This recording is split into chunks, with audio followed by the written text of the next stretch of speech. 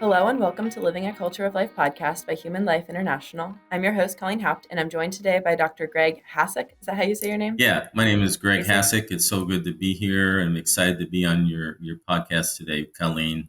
We have some exciting things to talk about, and just excited to be able to do that. Yeah, well, thank you so much for joining us You're today. welcome. And so let's just jump right in. How did you first start getting interested in researching abortion trauma? That is something that we're going to be talking about today. So can you just give a little background of how you started looking into that? Yeah, so as far as my work with the abortion issue, it goes back to 2004. That's when I started specializing how abortion affects men.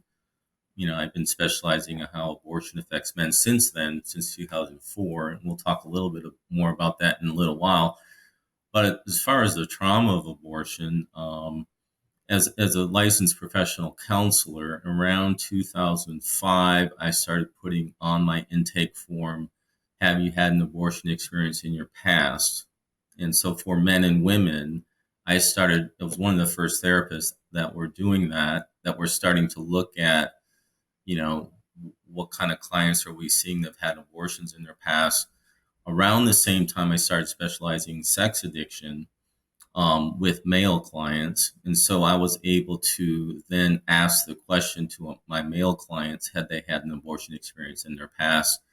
And so I can start to correlate, is an abortion experience in their past a possible trauma that's kind of at the root of some of their addictive behavior? And so that's how, What made you start? go ahead. Oh, Mhm. sorry. What made you start asking that on the intake forms?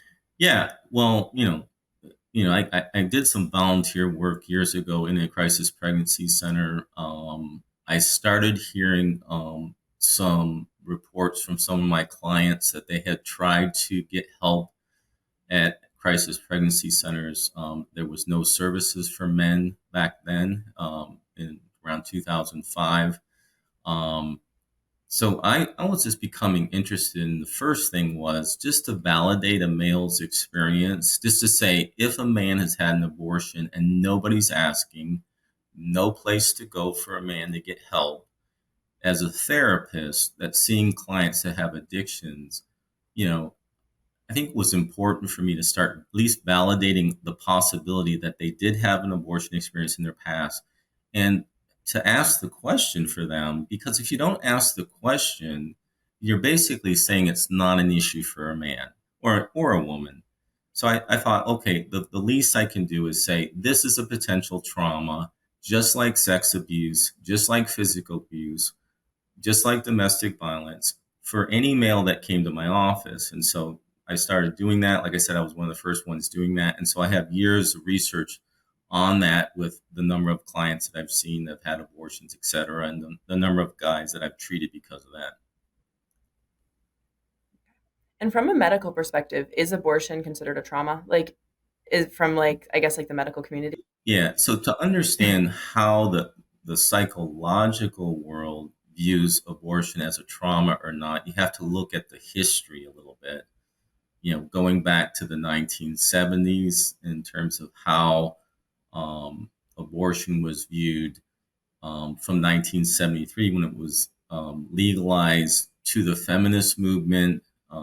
At that time, uh, women were finally validated for their trauma from sex abuse. That was the first time in history that women were validated for PTSD right after Vietnam vets. At that time, men were perceived as perpetrators of females' trauma because of women being validated for that sex abuse issue around the 70s. That was right around the same time that men lost their rights around abortion legally. So from the 1970s on, the issue of abortion as a trauma in terms of how men were viewed. They viewed men as perpetrators of females' trauma, not victims of trauma. And that holds today. So when we talk about the trauma with men in abortion, men are perceived as perpetrators. Now, as in terms of how women are viewed as, is it legitimate trauma for females when they've had an abortion? Around 2009, the American Psychological Association did their own research and they wanted to see is it really traumatic for women who've had abortions? Do they actually have like PTSD symptoms? And through their research, what they found was that it was not more traumatic for a woman to have an abortion than a woman to have an unplanned pregnancy and carry the baby to term. So there was no difference, they said, that it was just Okay. as traumatic to have an unplanned pregnancy and carry it to the term. So that was their 2009 research. Well, if you know anything about the American Psychological Association, they're pretty far left in terms of their leanings. They're very liberal. They're influenced by the feminist movement. And so at that point, they still stand on that research that it is not traumatic for a woman to go through an abortion, no more than if they've carried the baby to term that was unplanned. So that's where they stand. Now, to add to what we were talking about earlier, is the psychological world does not view um, abortion as a trauma, also because the pro life world has been the ones primarily treating abortion as a potential trauma. So there's, Why is that? well, basically, because the mental health world was influenced by that research, by the far left, the mental health world never took it up as this is something that we need to ask when clients come into counseling. This is something that we need to treat professionally. This is something we need to do research on. So they basically left it to the pro life world and they perceived it as a religious, political kind of issue versus a actual mental health issue. So basically, like what people say, like Catholic guilt, that idea that people feel guilty about it because there's some kind of religious pressure not to do that. Yeah, So that's like, is that basically? yeah, religious, moral, ethical kind of, Christians or faith-based people are the only ones that are suffering because of their views versus people in general don't suffer from abortion. Um, and the second thing is because when the pro-life world took over what the mental health world didn't do, they didn't use evidence based practice models to treat what they were saying was trauma from abortion. So they were using Bible study formats, they were doing groups, they were doing retreats. Well, the psychological world was sitting back and looking at that and saying, how can you treat abortion as a trauma in an illegitimate way and be respected? So basically, they just kind of saw a bunch of feel good religious people sitting around, not actually being able to offer clinical care. But then the reason that pro lifers were doing that was because the medical community wasn't stepping in to help, Exactly. basically. So the Okay. medical world or the mental health world dropped the bomb because they perceived it as political religious. The pro life world, the crisis pregnancy centers took over, and actually all the way back to when I was doing 1984 or 2004, um, they were doing small groups and Bible study formats and groups at crisis pregnancy centers. Because the mental health world wasn't doing anything, but when the pro life world took it over, because they didn't have professional therapists running those programs, the majority of them were then perceived by the mental health world as illegitimate. And so, how can it be a valid trauma if you're not treating it based upon what research would say is this is how you treat it? And actually, they're Interesting. thinking that the pro life world is doing more harm if it's a legitimate trauma. Interesting. So those kind of groups don't offer any help to women who have gone through this space, like from like a medical, like psychiatric standpoint. Yeah, especially when they know that it's like a Bible study format. Because if you're saying someone has a psychological diagnosis, like post traumatic Mhm. stress disorder, let's say someone came Mhm. into counseling and had a PTSD diagnosis from sex abuse, would you take that client and just sit them in a Bible study format? No, you would, from a therapist perspective, you would assess their PTSD symptoms, assess for other addictions, help them learn ways to cope with their PTSD, take them through professional kind of programs or a treatment process to where what evidence-based practice in the medical world would say was how you treat that diagnosis. So we have two So worlds since that we're are in just totally yeah, opposed. since we're in that situation now, how should pro-lifers help women who actually or men who have had abortion as trauma? Like if the medical field isn't considering it a trauma, but this Bible study format isn't helpful, how can they actually like offer these people legitimate help without like doing more harm than good? Yeah, it's a really good question. And I want to make sure that our listeners don't hear I'm saying it's not helpful at all. What I'm saying is the pro life world has done great things to help people over the years since 1973. Does the mental health world drop the ball? Okay. But what I'm saying is, if this is ever going to be respected as legitimate trauma, okay, the pro life world or the lay person that's helping someone needs to know their limitations in terms of what clients they see and what they treat or don't treat. And work with therapists like me. We're trying to build a therapist network right now of therapists where we would be a resource network for the Crisis Pregnancy Center or for the local person that's trying to do a Bible study that would say, wait a minute, this client has suicide ideation. This client has PTSD symptoms. This client has whatever. They need more professional treatment than going into, say, a recovery group or Bible study format so that it is treated legitimately and it's a cooperative kind of relationship between the lay pro-life world and the professional mental health people. And it's making sure that the people who have this trauma are getting the help they actually need and the help that will actually help them heal too, it seems like. Exactly. Yeah. Because the mental health world measurement of change or health is Mhm. different than, say, the Bible study format measurement of change and health. Going through a forgiveness process and walking through all the steps that most of those groups go through. Again, there's nothing wrong with that. But if you're not addressing the mental health needs, let's say that person has an active addiction, but Mhm. they're joining a Bible study group and they're going home and drinking after the group.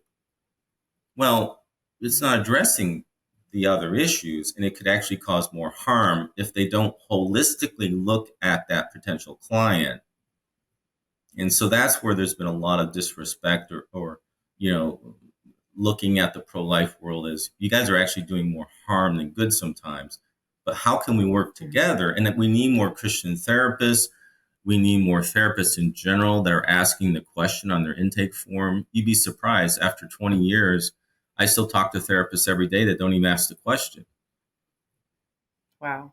How does like in that case for like helping people going through this, how have you seen this like abortion trauma manifest itself in people? Is it usually addiction of some type? Is it like what does that look like and is it different for men and women or is it kind of the same across the board? I guess that's like a really big question Mm-hmm. because PTSD will manifest itself in many different ways. But like what like trends do you generally see? Yeah. So like back in the 80s, they called it, Vincent Roux called it post-abortion syndrome. You probably know that. There's some Okay. history to Yeah. that. That was never respected as a legitimate diagnosis. Um, so what I tell people to do is say, does this client who presents with an abortion in their history have potential PTSD symptoms? So the first thing that I do is I do a PTSD assessment. Okay. And then I also do a full assessment of all their other symptoms. For example, do they have addictions? Do they have marriage problems? Do they have other types of trauma? And so, as a therapist that's trained in how to treat trauma, I have to then think, what's the first issue I have to deal with? Now, with my addict clients, okay, and because society doesn't give a place for men to really express their trauma, they often medicate their Hmm. trauma through addiction. So, my first step with my sex addict clients, if they had an abortion in their history, is to treat the addiction. Then I can, once they get sober, then I could later treat that trauma. And sometimes that trauma then is able to be correlated to their acting out behavior through addiction. But if I didn't treat the addiction first and I treated the trauma first, they most likely would medicate their pain more and actually have more problems with addiction.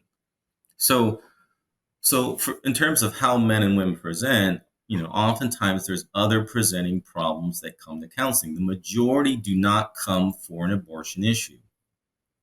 They come for marriage problems, addictions, different types of trauma, domestic violence, divorce issues, all these kinds of things. And then you look into their past and you find there's an abortion in their history. They've never dealt with it. Maybe they have some trauma from it. But the presenting problem that gets them to my office is not going to be the abortion issue because there's no validation for that issue as a potential trauma. So there's no one that's going to wake up in the morning and go, I want to see a therapist for abortion issue, unless they've been involved in the pro-life world. They're going to wake up in the morning and go, I drink too much. Or my wife just said, if I don't get help from my sex addiction, I'm going to divorce you. And so that's who comes to my office. And that's kind of how it starts, that journey of getting to that abortion issue, maybe 6 to 12 months in treatment. Interesting. And then you've specialized in helping men in this. So is that like basically what got you into like specializing in how men react to abortion? Yeah. So if you look at men in our culture, so again, this goes back to 2004 when I first started treating men. Um, Men are invalidated for their trauma in our culture, whatever trauma is. The only type of trauma that they're not invalidated for is if they come back from war. So a Okay. soldier, say, oh, they're validated for their PTSD if they served in war, but male sex abuse, male domestic violence, men who've had an abortion in their past, men who've been physically abused as children, they're rarely validated in our culture for their trauma. Okay, so where I started my work was the men that were coming to my office with an addiction as their presenting problem had all these multiple traumas, abortion being one of them, that nobody had ever validated for them or said those are legitimate traumas for you as a male. How are they affecting your presenting problem of addiction? So I started that in 2004. How I then ended up specializing is I started looking around the country. Were there other therapists treating men with an abortion in their past? What I found, there's very few. I called together a summit in 2004 in Kansas City. We gathered people that had treated abortion in men in the past, and we had the first national summit on how abortion affects men in 2004. We then had an international summit in 2007 in San Francisco, and then 2008 in Chicago. And that was the first international conference on how abortion affects men. And so it began to finally spread. People were more and more interested. Crisis pregnancy centers started becoming more interested. They started talking more about it with people in their centers. So we started spreading the word more with these conferences. And then I began really specializing that ever since then at conferences throughout the country and in different places around the world. So it kind of became, I was the mental health person that specialized in men and abortion. And so people would come to me that wanted to kind of like get the mental health perspective on how abortion affects men. So really, that's kind of 20 years of my work. I think a lot of times you fall into that like the people that are for abortion have spread this idea that men don't have a say in abortion and it doesn't affect men. And I feel like the work you're doing speaks to that, like showing like, no, it does actually affect men. It's a legitimate trauma. It actually does have this effect on men and their mental health and then on their relationships and everything else as well. And I think that's really important that we have people being that voice to say that this is actually affects men just as much as it affects women. Well, definitely. And I always tell people, if you're looking for evidence that abortion affects men, you're looking in the wrong places. And what I mean by that is you have to look differently as to how it affects a man. Okay, because men and women grieve differently. They deal with trauma differently.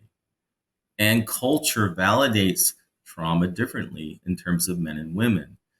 Okay, so you're less likely to see a man come out and say, I've been hurt by an abortion decision in my past, just because men are trained early not to cry.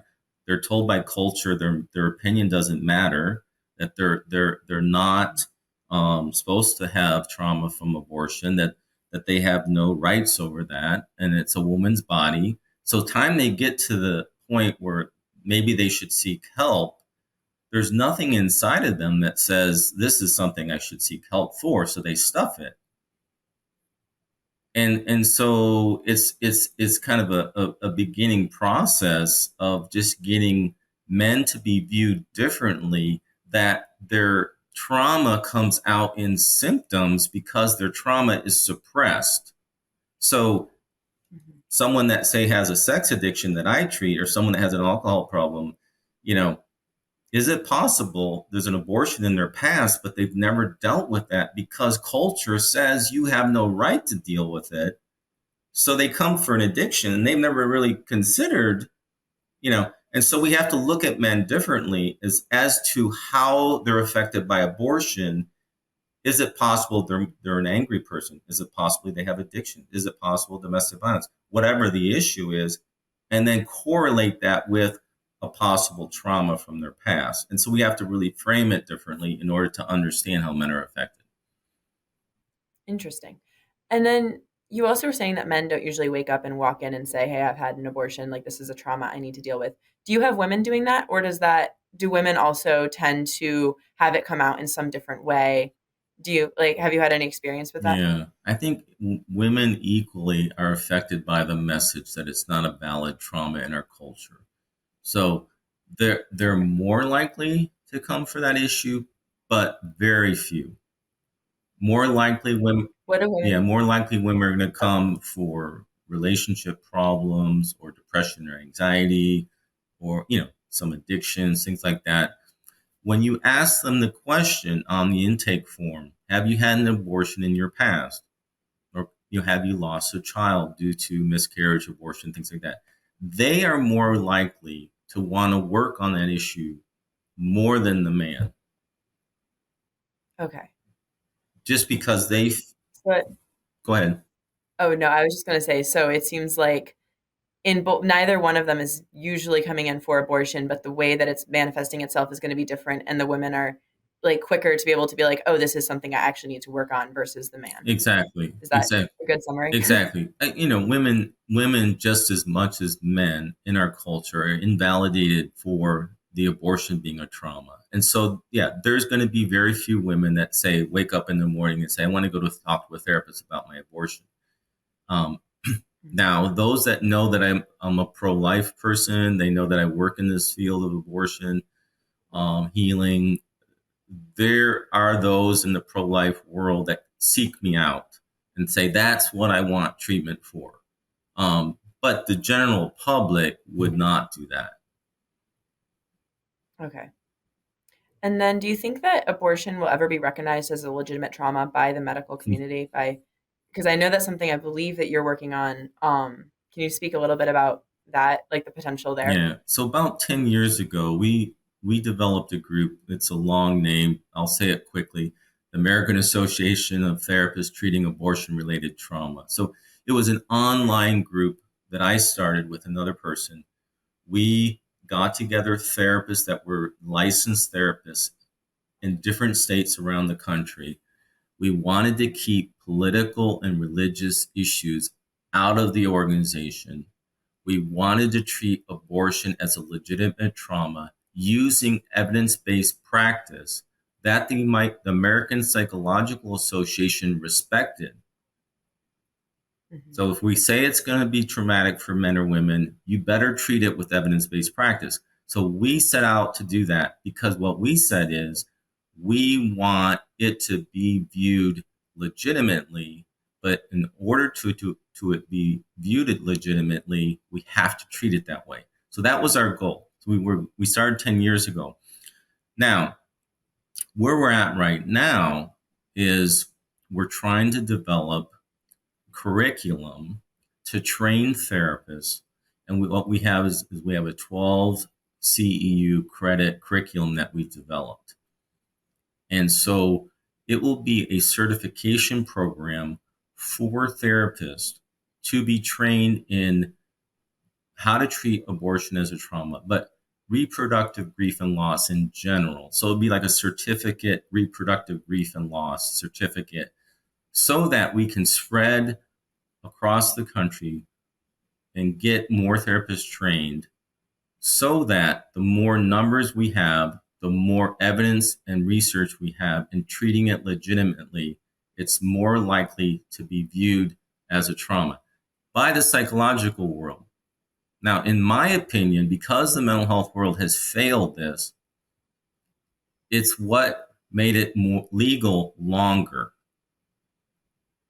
Really? Yeah, because see, if the mental health world would have stepped up, Christian or no Christian therapist, and done it legitimately, evidence-based practice, they found out it was a legitimate trauma. They had the evidence and research. They could have took that and said to the Supreme Court or whoever, we are doing harm.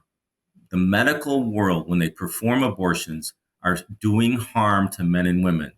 And the Hippocratic Oath by doctors would be violated. And at that point, the medical world would then have to take that research from the mental health world and go, are we doing harm or are we not doing harm? And if you're doing harm and you're violating the Hippocratic Oath, then we're going to stop it.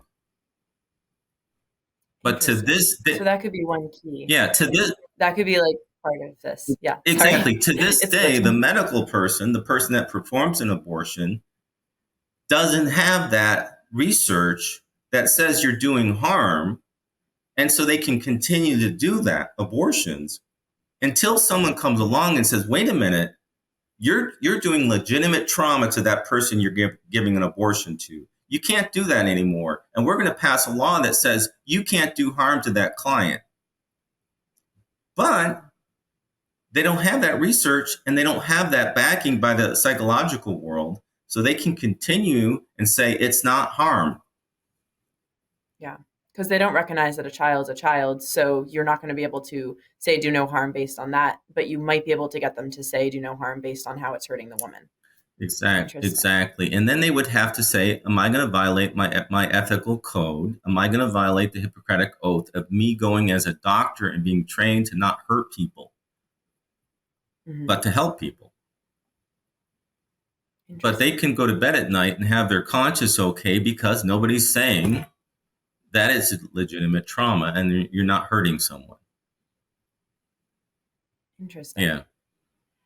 And then you said that you're also trying to work with pregnancy care centers to make sure they get the help they need. What does that look like? Are you offering like? Can you just give a little description of how like you and other doctors are working with these pro-life institutions to be able to help women? Yeah. So what we're So, starting to do is as we grow as an organization and we get more therapists trained, we want to have mhm, therapists in every state in the country to where the local crisis pregnancy center, the local pro-life group that's helping women and men heal from an abortion. Okay. We want to be a resource person, a contact person for that local group or that local center to say, okay, how can we work together? You know, maybe, okay, the mental health person does the assessment on the client prior to entering into a group. Maybe the mhm. mental health person takes that client and does PTSD work prior to a Bible study. So it's a way of doing integrative care. And how I describe it is it's like the AA movement. The AA group was never meant to be the first line treatment for addiction. Okay. The therapist, like when I treat addictions, I'm the first line. the AA group's an adjunct to the first line of treatment.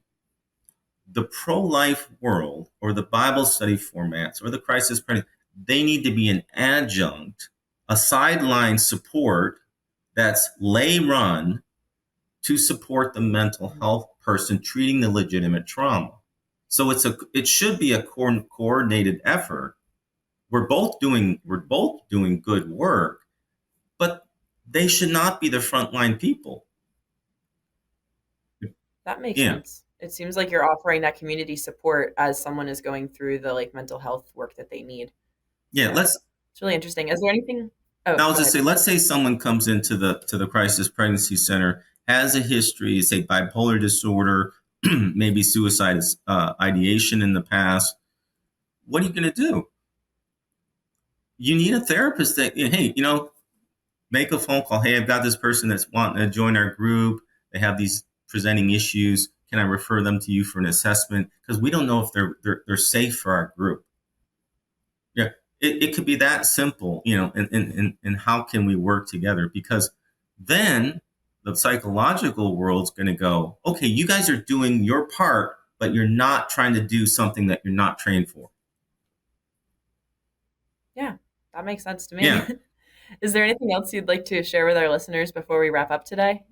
yeah, I think there's a lot of hope out there that, that now that, the Roe versus Wade was overturned, you know, there's a lot of hope out there in different states that are, making different laws in terms of when abortion can happen or not happen. I think this is like the prime time in our country to really have an opportunity to say, abortion can cause legitimate trauma, and here's why. It's like, out of all time in history, we have an opportunity to take it more to the front lines of the mental health world, of the Christian therapists, of the non-Christian therapists, and say, instead of looking at this as a polarized issue, that it's political, it's religious, let's look at this as just a trauma issue, regardless of your faith, regardless of your political stance. Treat the client like you would treat any other client, and and we have an opportunity in this time to take it to a different level, to where maybe one day there'll be enough therapists that say this is legitimate trauma, and not just laws being changed, but the doctors that practice abortion will eventually not be able to do it because they'll be violating what is called the Hippocratic Oath, which would be, it is a legitimate trauma, and our culture then believes it. Now, is it going to happen overnight? No, it's going to take time, but we need more therapists. We need more therapists working with the local centers, coordinating together, and each having its own role and knowing our limitations in our roles. Well, and that's why it's good to have a conversation like this too, so that our listeners can be aware that there's this tension between the medical, like between that community and between how pro-lifers treat it, and make sure that people get the legitimate help that they need as well. Exactly. So, Yeah. yeah. Well, thank you so much for being on our podcast today. This has been a really interesting conversation. I'm glad we could have it. Yeah. Thank you for having me, Colleen. I look forward in the future. If I can be of any help, let me know. Sounds good. And to all of our listeners, please like, follow, subscribe, share with your friends, and keep on living the culture of life. God bless.